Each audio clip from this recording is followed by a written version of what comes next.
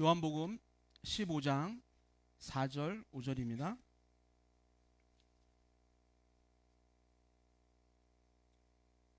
우리 한 목소리로 같이 읽어볼까요? 읽겠습니다. 시작. 내 안에 거하라 나도 너희 안에 거하리라.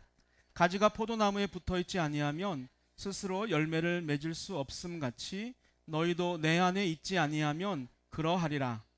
나는 포도나무요 너희는 가지라. 그가 내 안에 내가 그 안에 거하면 사람들이 열매를 많이 맺나니 나를 떠나서는 너희가 아무것도 할 수 없음이라. 아멘. 더위가 다 간 것 같았는데 지난주는 더 더워진 것 같고 앞으로도 이 더위가 언제까지 갈지는 잘 모르겠습니다. 근데 다음 주에 제가 이제 그런 비슷한 설교를 준비하고 있는데 우리가 이 더움을 마지막 더움을 마음껏 또 누렸으면 좋겠어요. 불과 이제 한 달, 두 달 지나면 그때는 우리 입에서 또 추워, 추워 이런 말이 나올 수 있기 때문이에요. 그러니까 오늘 우리에게 주신 이 더위를 오늘 또 예배당이 별로 시원한 것 같지 않죠? 그래서 좀 더움을 느낄 수 있지만 이 더위조차도 우리가 누릴 수 있는 그런 산돌의 우리 식구들과 우리 방문하신 우리 가정이 되기를 주님의 이름으로 축복합니다. 질문하겠습니다. 요즘 여러분의 손에 가장 많이 붙어 있는 것은 무엇입니까? 산돌 묵상? 네, 산돌 묵상. 한번 들어보세요. 묵상집. 네, 앞에 계신 분들이 많이 가져오시는구나, 역시. 였으면 좋겠지만, 그죠? 사실은 대부분의 사람들은 아까 우리 이세영 씨가 말씀하신 것처럼 핸드폰인 것 같습니다. 우리가 핸드폰으로 전화도 하고 카톡도 보내고 사진도 찍고 또 은행 업무도 보고 우리 학생들은 게임도 하고 또 어디 갈 때는 그곳 내비게이션으로 사용해서 또 길도 찾고 또 영화도 보게 되어지고 그러고 보면 핸드폰이 없으면 정말 어떻게 이 세상을 살아갈 수 있을까라고 할 정도로 우리에게 핸드폰은 정말 밀접한 도구가 되었어요. 그런데 아무리 최신형 핸드폰이라고 할지라도 우리 동기 집사님과 선 집사님이 세 분인가요? 계속 펼쳐보던데 예배 끝나고 나면 봐달라는 거죠. 최신형 핸드폰이다 이제. 그런데 배터리가 방전되면 어때요? 그냥 아무것도 할 수가 없는 거예요. 검색도 안 되고 사진도 못 찍고 그 좋은 유튜브도 못 보고 또 우리가 소통하는 카톡도 멈춰버립니다. 겉으로는 멀쩡해 보여도 그게 방전되어지면 사실상 쓸모없는 기계가 되어버린다는 이야기입니다. 여러분 우리의 신앙도 마찬가지예요. 우리가 겉으로는 오늘 예배를 드리고 봉사도 하고 우리가 직분도 맡겨진 거 잘 감당하는 것처럼 보여도 우리가 주님의 손에 붙들려 있지 않으면 방전된 핸드폰과 크게 다르지 않다라는 거예요. 즉 사람의 눈에는 멀쩡해 보여도 우리의 속은 점점 메말라가는, 우리의 영이 나도 모르게 조금씩 침체되어 간다라는 것이죠. 여러분 스마트폰, 이 핸드폰이 충전이 되고 또한 인터넷에 연결이 되어야 제대로 그 기능을 할 수 있는 것처럼 우리의 신앙도 어디에? 주님께 붙어 있어야 그리스도인처럼 우리는 살아갈 수 있다라는 거예요. 그래서 오늘 예수님은 포도나무와 가지의 비유를 통해서 뭐라고 말씀하시냐면 내 안에 거하라 라고 하시는 거예요. 마지막에 너희는 나를 떠나서 아무것도 할 수가 없다라고 이야기하는 거예요. 여러분 우리는 지난 4주 동안에 하나님께서 주신 은혜의 길을 우리 함께 걸어왔습니다. 출애굽기를 통해서는 하나님이 주시는 승리의 전략에 대해서 우리가 배웠고 또 로마서를 통해서는 우리가 모든 것을 드려야 변화된 삶을 살 수 있다라고 말씀을 드렸어요. 그리고 고린도 후서를 통해서는 위기의 순간 나를 하나님께서 붙들어 주신다라고 하는 말씀을 우리가 또한 경험했고 또 지난주 빌립보서에서는 끝까지 함께하는, 그럼에도 함께하는 동역자의 힘이라는 우리가 주제를 가지고 말씀을 나누었죠. 그렇다면 이제 우리에게 중요한 질문이 하나 또 남아있다라고 저는 생각합니다. 그것이 무엇이냐면 나는 어떻게 이 은혜 속에 계속 머물 수 있을까라고 하는 거예요. 우리가 말씀을 통해서 하나님께서 많은 은혜를 주셨는데 과연 나는 그 은혜를 어떤 방법으로 어떻게 우리가 누리고 머물 수 있냐라는 거예요. 오늘 예수님께서는 분명히 말씀하죠. 내 안에 거하라라는 거예요. 곧 우리가 주님께 붙어 있어야만 살 수 있다라고 하는 그런 명령입니다. 이제 이 말씀을 붙들고요, 우리가 주님께 붙어 있을 때 어떤 일이 일어나는지를 우리 함께 살펴보려고 합니다. 우리 세 가지를 살펴볼 건데요. 첫 번째 같이 읽겠습니다. 시작. 주님께 붙어 있어야 관계가 이어집니다. 여러분, 예수님께서 내 안에 거하라라고 말씀하셨는데 여기서 거하라라고 하는 것은요, 헬라어로 메노라는 단어예요. 즉 계속해서 머물다, 지속하다, 떠나지 않다라는 뜻입니다. 즉 잠깐 들렸다 하는 것이 아니라 영원히 꾸준히 계속 머무는 것이 바로 메노라는 단어이죠. 다시 말해서 우리가 주님께 잠깐 가는 것이 아니라 우리가 쭉 붙어 있어야 우리는 살아갈 수 있다라는 그런 말씀입니다. 여러분, 오늘 이 말씀은요, 예수님께서 제자들과 마지막 만찬 자리에서 하신 유언과 같은 그런 말씀이에요. 이제 예수님이 죽으시고 부활하시면, 승천하시면 이제 이 땅에 누구만 남아요? 이제 제자들만 남는 거예요. 예수를 따르는 자들만 남는 거예요. 그들에게 앞으로 어떤 어려움과 어떤 고난이 닥칠지 우리 주님은 너무나 잘 아셨기 때문에 지금 그들에게 가장 필요한 것은 어떤 물질도 명예도 아닌 바로 떨어지지 말라는 거예요. 나한테 붙어 있어라 라고 지금 유언을 하고 계시는 거예요. 우리는 종종 한 번의 고백이나 어떤 특별한 성령의 체험만으로 나는 마지막까지 믿음의 길을 충분히 걸어갈 수 있다라고 생각할 때가 있어요. 그러나 주님은 우리에게 계속 붙어 있으라고 말씀하는 거예요. 여러분, 신앙은 한순간에 뜨거운 체험으로 끝나는 것이 아니라 오래 머물고 계속 이어지는 관계인 거예요. 누구와? 바로 주님과 그런 관계가 이어져야 한다라는 것이죠. 우리 부부가 결혼식 날 뭐 이렇게 선언하지 않습니까? 나는 누구누구를 사랑한다고. 우리 동진 집사님은 미양 집사한테 뭐라고 고백했죠? 결혼식 날? 뭐 읽었나?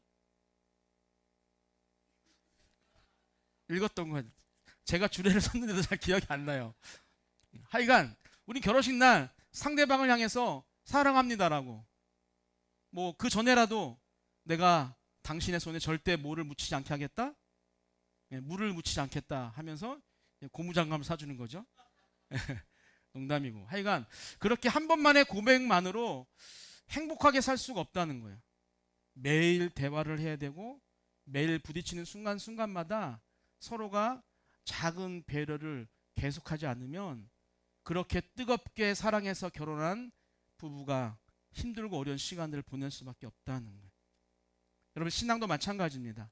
한 번의 예배, 한 번의 감격만으로는 절대적으로 부족하다는 거예요. 매일 주님께 붙어 있어야만 살 수 있다는 거예요. 여러분, 우리는 이런 경험을 다 해보았습니다. 예배 시간에 너무너무 큰 은혜를 받은 거죠. 오늘 찬양 525 순서도 525로 섰더라고요. 네. 하여간 525의 찬양을 듣고 여러분 어땠어요? 너무 좋았죠. 너무 은혜됐죠. 그래서 한 주간 어떤 어려움도 내가 이겨낼 힘이 생긴 것 같아요. 여기에다가 설교까지 은혜 받으면 이제 한 두 달은 내가 정말 아무런 것 하지 않아도 내가 하나님 앞에 살 수 있겠다라고 그렇게 생각을 합니다. 근데 며칠 지나지 않고, 며칠도 아니야, 순모임에서 나랑 막 이상한 막 생각하는 사람이 막 이야기하면 그냥 바로 마음이 영하 15도로 확 냉각되는 거죠. 조금 전에 받은 은혜는요 다 까먹는 거예요. 이유가 무엇일까요? 은혜가 부족해서가 아니라 우리가 주님께 그 순간 붙어 있지 못하기 때문인 거예요. 그 순간 내가 하나님과 함께 하지 못하기 때문에 어떠한 환경 때문에 내가 지배당하는 거죠. 그래서 조금 전에 그 받은 은혜가 너무너무 큰데 그 은혜가 어디로 사라졌는지 알 수 없게 된다는 거예요. 여러분, 충전기를 뽑은 휴대폰이 뭐 신형은 좀 오래 가겠지만 오래된 핸드폰을 뭐 뽑으면 얼마 안 가서 이제 꺼져버리는 것처럼 우리가 주님께 계속 붙어 있지 않으면 우리도 곧 힘을 잃고 만다는 거예요. 받은 은혜가 하루도 못 갈 수 있다는 거예요. 그래서 주님은 항상 거하라고, 곧 붙어 있어야만 너희들이 살 수 있다라고 말씀하는 거예요. 그렇다면 어떻게 항상 우리가 주님께 붙어 있을 수 있을까요? 우리 요한일서 2장 24절인데요. 함께 읽겠습니다. 너희는 처음부터 들은 것을 너희 안에 거하게 하라. 처음부터 들은 것이 너희 안에 거하면 너희가 아들과 아버지 안에 거하리라. 아멘. 여러분, 처음부터 들은 것에 거하면 어떻게 된대요? 아버지와 아들이 우리 안에 거한다라고 하십니다. 들은 것은 무엇이에요? 복음인 거죠. 말씀인 거예요. 즉 우리가 말씀 안에 거할 때 우리는 주님께 붙어 있을 수 있다라는 거예요. 그리고 우리는 순종 속에 우리는 주님과 붙어 있을 수 있어요. 우리 이후에 본문의 15장 10절을 보게 되어지면 내 계명을 지키면 내 사랑 안에 거하리라 라고 말씀합니다. 즉 우리가 하나님 안에 붙어 있기 위해서는 결국은 무엇? 말씀과 우리가 순종 안에 거할 때 우리는 주님께 붙어 있을 수 있다는 거예요. 여러분, 그런데 이 관계가 하루아침에 이루어지지 않는다라는 거예요. 우리가 자꾸 만나고 또 꾸준한 시간을 같이 함께 보낼 때 우리가 서로를 알고 더 가까워질 수 있다는 거죠. 주님과의 관계도 마찬가지입니다. 여러분, 산돌교회가 말씀 묵상을 소중히 여기는 이유가 여기에 있어요. 매일 말씀을 통해서 주님과 교제하고 또 마지막 우리는 늘 기도로 마무리가 되는 거니까 기도하는 그 습관은요 우리의 신앙을 붙드는 아주 놀라운 힘이 된다라는 거예요. 혹시 어떤 분은 목사님 내가 지금까지 무려 8개월 8월달에 다 갔으니까 아니 작년부터 시작해서 내가 2년을 넘게 묵상했는데 내 모습이 별로 달라지지 않고 가정의 환경도 바뀌지 않고 늘 비슷한 모습으로 살아가는 것 같습니다라고 생각하실지도 몰라요.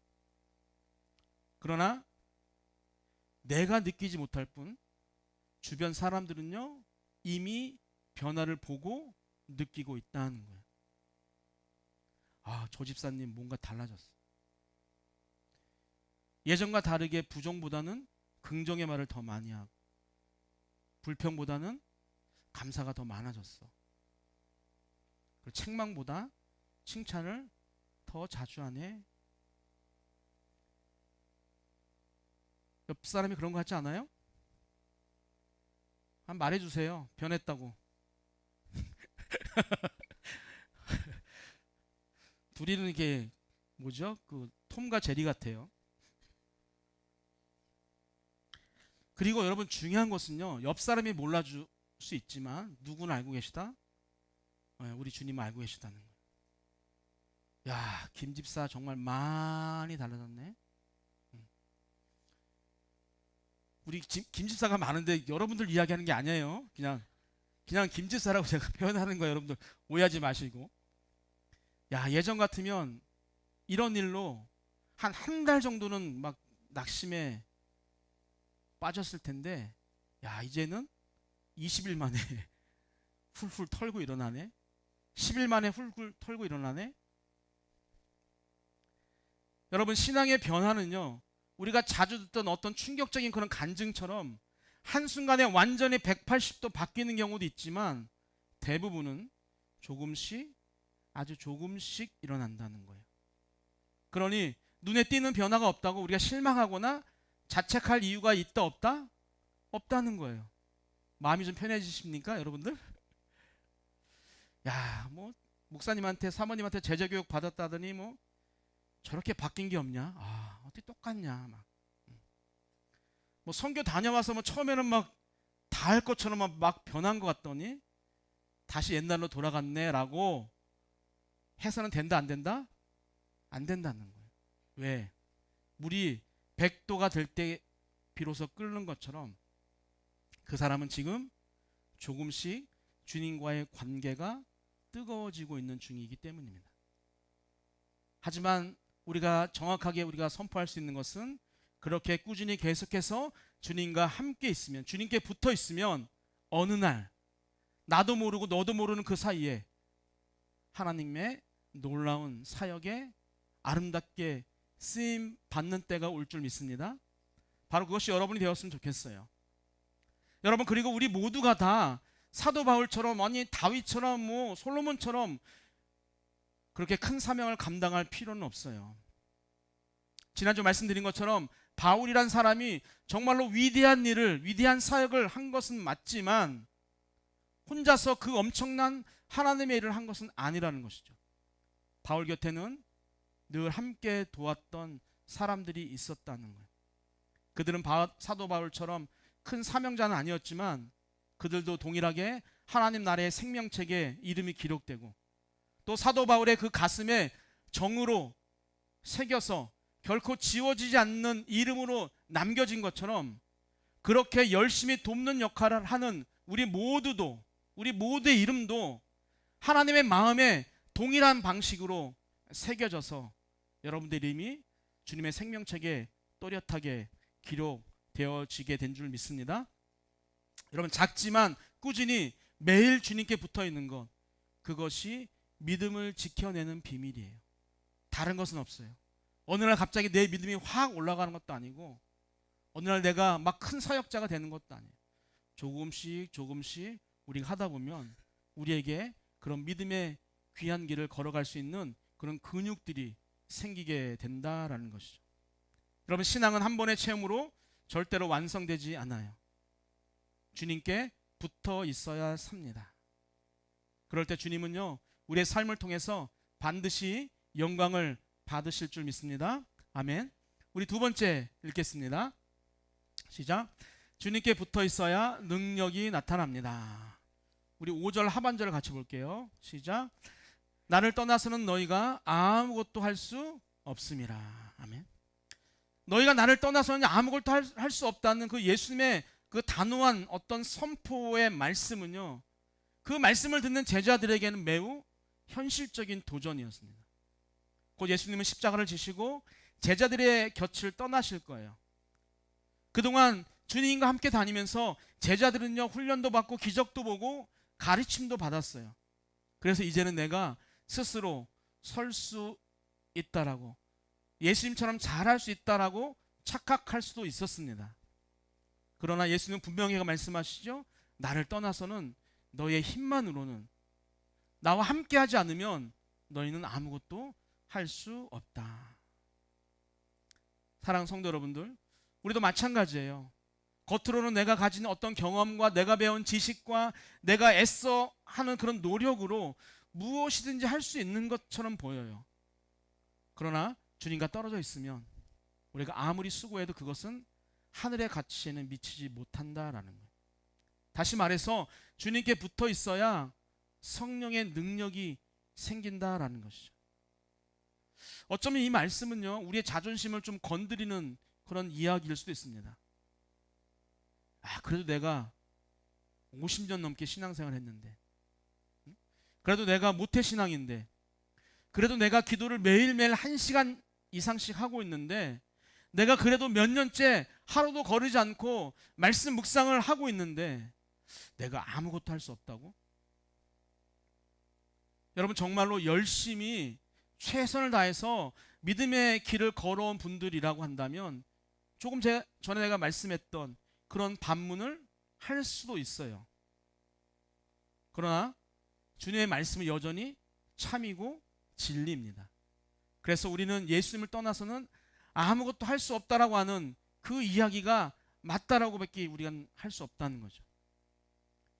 근데 여기서 여러분, 아무것도 할 수 없다라고 하는 이 말은요, 뭐 우리가 밥을 먹고 직장에서 일을 하고 가정을 꾸리는 것 같은 어떤 일상적인 활동조차 하지 못한다라는 그런 의미는 아니겠죠. 여러분, 인간의 힘으로는 그런 일들을 얼마든지 할 수가 있습니다. 그러나 하나님이 인정하시는 열매, 영원한 가치를 남기는 일은요, 결코 우리의 힘으로 못한다라는 그런 말입니다. 곧 영적인 열매를 맺는 일은 결코 우리의 힘으로 되지 않는다라는 거예요. 우리 어떤 선행과 헌신과 노력도 우리가 주님께 붙어있지 않으면 하나님 앞에서는 아무것도 소용이 없다라는 것이죠. 그래서 겉으로 우리가 신앙생활을 열심히 하는 것처럼 보여도 교회 잘 다니고 봉사도 열심히 하고 직분도 잘 감당하면서 열심히 살아도 내 마음이, 내 영혼이 주님과 끊어져 있으면 그 영혼은 결국은 메말라 버린다. 내 안에 어떤 예배의 형식만 남고 내 안에 어떤 기도의 시간은 쌓여 있지만 하나님이 주신 능력은 전혀 나타나지 않는다라는 거예요. 그래서 아무리 예배를 드리고 아무리 기도를 해도 변하지 않는다라는 것이죠. 여러분, 잘려 나간 가지를 흙에 꽂아 놓으면 잠시 동안 그 가지는요, 그 잎사귀는요 푸르러요. 그러나 지금처럼 더운 여름에 이제 몇 시간 지나면 잎이 결국엔 시들어 버리죠. 왜냐하면 그 생명은요, 그 가지 안에서 나오는 것이 아니라 줄기에서, 뿌리에서 공급되기 때문입니다. 그러니 우리의 신앙도 마찬가지라는 것이죠. 우리의 그런 능력의 공급처가 내가 아니고 바로 주님인데, 내가 주님과 연결되어져 있지 않으면 내가 살아가는 것 같고 내가 열심히 무엇인가 하는 것 같고 남들이 볼 때 야, 오집사 괜찮아, 저 정도면 괜찮아, 백집사 저 정도면 괜찮아, 그런 이야기를 들어도 주님께 붙어있지 않으면 어느 순간 가지가 말라버리는 것처럼 우리의 신앙도 말라버릴 수밖에 없다는 거예요. 혹시 우리 주위에도 이런 분들을 볼 수 있지 않습니까? 회사에서는 열심히 누구보다도 성실이래요. 일찍 출근하고 늦게 퇴근하고, 교회에서도 열심히 봉사합니다. 근데 정작 가정에서는 말씀을 보지 않아요. 기도를 잊은 채 일주일, 한 달, 1년을 보내는 경우가 있어요. 겉으로 좋은 신앙이처럼 보일 수 있지만 열매를 맺을 수는 없다는 거예요. 왜냐하면 그 능력의 원천이, 즉 열매의 원천이 주님께 붙어 있을 때만 나타나기 때문이에요. 그러므로 사랑하는 우리 성도 여러분들, 열매 맺는 삶은요, 우리가 금요일도 이거에 대해서 잠깐 얘기를 했는데 우리의 힘으로 되지 않는 거예요. 기도로 주님께 붙어 있고 말씀으로 힘을 얻고 우리가 순종으로 우리가 함께 동행하게 되어질 때 비로소 우리의 사역과 삶 속에서 하나님의 능력이 나타난다는 거예요. 여러분, 우리는 부족하고 연약해요. 주여, 우린 연약합니다. 우린 오늘을 힘겨워합니다. 주 뜻 이루며 살기엔 부족합니다. 주여, 우린 연약합니다. 한없는 주님의 은혜. 우리가 찬양 부르지 않아요? 여러분, 우리 찬양의 고백처럼 우린 연약하고 주님의 뜻을 이루며 살기에는요 역부족이에요. 그러나 할 수 있는 방법이 있다는 거죠. 어떻게 하면? 우리가 주님과 붙어 있으면 우리를 통해서, 우리 연약하고 부족한 우리를 통해서 하나님의 능력이 나타나게 되어지고 우리가 참된 그리스도인으로 살게 된다라는 거예요. 사랑하는 성도 여러분들, 주님께 붙어있는 삶을 통해서 하나님의 능력이 여러분의 삶 속에 날마다 흘러 넘치게 되기를 주님의 이름으로 축복합니다. 우리 세 번째 읽겠습니다. 시작. 주님께 붙어 있어야 열매가 맺힙니다. 혹시 산돌교회 정원에 포도송이를 보셨습니까? 보신 분? 드셔보신 분? 언제 이렇게 많이 먹었대요? 여러분, 포도송이가 뭐 크고 실하지는 않아요, 그죠? 하지만 먹을 만큼 충분히 익었어요. 지금도 있는지 제가 오늘 확인을 사실 못 해봤어요. 작지만 열매가 맺히는 이유는 단순합니다. 그 가지가 포도나무에 붙어 있었기 때문이에요. 그래서 예수님 말씀하시죠. 사람이 내 안에 거하면 열매를 많이 맺나니 라고 이야기해요. 다시 말해서 주님께 붙어 있어야 열매가 맺힌다라는 거예요. 여러분, 제자들은 아까 말씀드린 것처럼 예수님과 함께 다니면서 병자가 고침받고 귀신이 떠나가고 보리떡 5개, 물고기 2마리로 5,000명을 먹이고도 남는 그런 놀라운 기적, 그거 말고도 죽은 자를 살리는 엄청난 기적까지 몸소 경험했어요. 그러나 예수님은요, 제자들에게 단순히 기적을 보는 것에서 멈추지 않고 삶 속에서 열매 맺는 제자가 되라고 말씀하는 거예요. 다시 말씀드리지만 열매는 인간의 노력으로 억지로 만들어내는 것이 아니에요. 가지가 줄기에 붙어 있으면 시간이 되고 계절이 되면 자연스럽게 열매가 맺히는 것처럼 우리가 예수님께 붙어 있으면 자연스럽게 시간이 되면 열매가 나타난다라는. 여러분, 그래서 우리의 삶 가운데 내가 지금 10년, 20년, 30년, 50년, 60년, 70년 동안 믿음의 길을 걸어왔음에도 불구하고 내 안에 어떤 열매가 없다면 주님과의 연결이 끊어져 있다는 신호일 수 있다는 거예요. 여러분, 가지가 조금이라도 떨어져 있으면 절대로 열매를 맺을 수가 없어요. 그렇다면 주님과 붙어 있을 때 우리는 어떤 열매를 맺을 수 있을까요? 그 첫 번째가 저는 인격의 열매라고 생각합니다. 바울은 갈라디아서 5장 22절과 23절에서 말하죠. 오직 성령의 열매는 사랑과 희락과 화평과 오래 참음과 자비와 양성과 충성과 온유와 절제다라고 이야기합니다. 여러분, 주님께 붙어 있을 때 우리의 성품, 우리의 인격이 바뀐다는 거예요. 화를 잘 내던 사람이 온유해지는 거죠. 작은 일에도 마치 지구가 멸망하는 것처럼 땅이 꺼져라 낙심하던 사람이 희락이라고 하는, 즉 기쁨이 충만해지고, 미워하던 사람이 사랑을 베푸는 사람으로 변화된다는 거예요. 그것이 바로 인격의 열매입니다. 두 번째는요, 사역의 열매예요. 여러분, 주님께 내가 붙어 있으면 나만 변하는 것이 아니라 내 손길을 통해서 다른 사람에게도 생명이 흘러간다는 거예요. 그래서 우리가 복음을 전하고 아까 말씀드린 것처럼 전도를 하고 또 교회를 세우는 일에 소극적으로 멀리 떨어져 있는 사람이 아니라 적극적으로 팔을 걷어붙이고 동참하게 된다는 거예요. 여러분, 그래서 내가 가진 은사가 작다고 실망하지 마세요. 그 작은 은사를 가지고 내가 섬김의 시간을 내가 꾸준히 보내면 누군가의 마음을 열어서 결국 그 사람을 예수님 앞으로 인도하는 그 놀라운 사역의 열매를 맺을 수 있다는 거예요. 작다고 보잘것없는 것처럼 보인다고 해서 내가 실망할 필요 없다는 거죠. 마지막 세 번째는요, 삶의 열매입니다. 여러분, 주님께 붙어 있으면 가정과 직장과 인간 관계 속에서 우리의 신앙의 흔적이 남는다는 거예요. 말과 행동이 달라져서 다른 사람들로부터 야, 저 사람 뭔가 다르다 라고 우리가 인정을 받게 되어지고, 또 우리가 좁게 가정에서 보게 되어지면 그 부모님의 믿음을 통해서 자녀들이 그 믿음을 보고 배우며 자라난다는 거예요. 그래서 자녀들을 물론이거니와 우리 손주들까지 믿음의 길을 걸어가면서 함께 예비하는 명문 가정이라고 하는 그런 열매를 맺게 된다는 거예요. 우리 은정 집사님 9월 말씀 묵상 이제 간증 보면 거기에 이제 그 얘기가 잠깐 나와요. 무려 몇 대?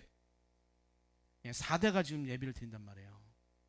규범이 세대, 우리 은정 집사님 세대, 우리 권사님 세대, 그리고 우리 이명희 권사님까지 4대가 지금 예배를 드린다는.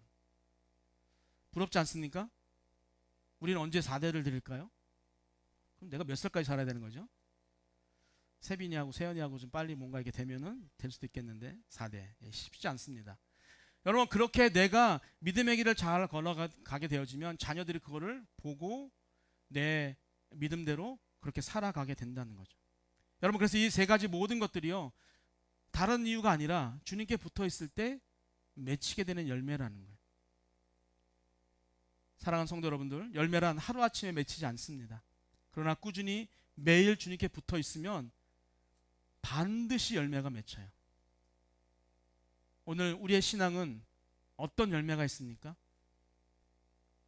말뿐인 신앙입니까? 아니면 인격과 사역과 삶 속에서 주님께 붙어 있음으로 드러나는 어떤 열매가 있습니까? 열매는 내가 애써 노력해서 만드는 것이 아니라고 했죠.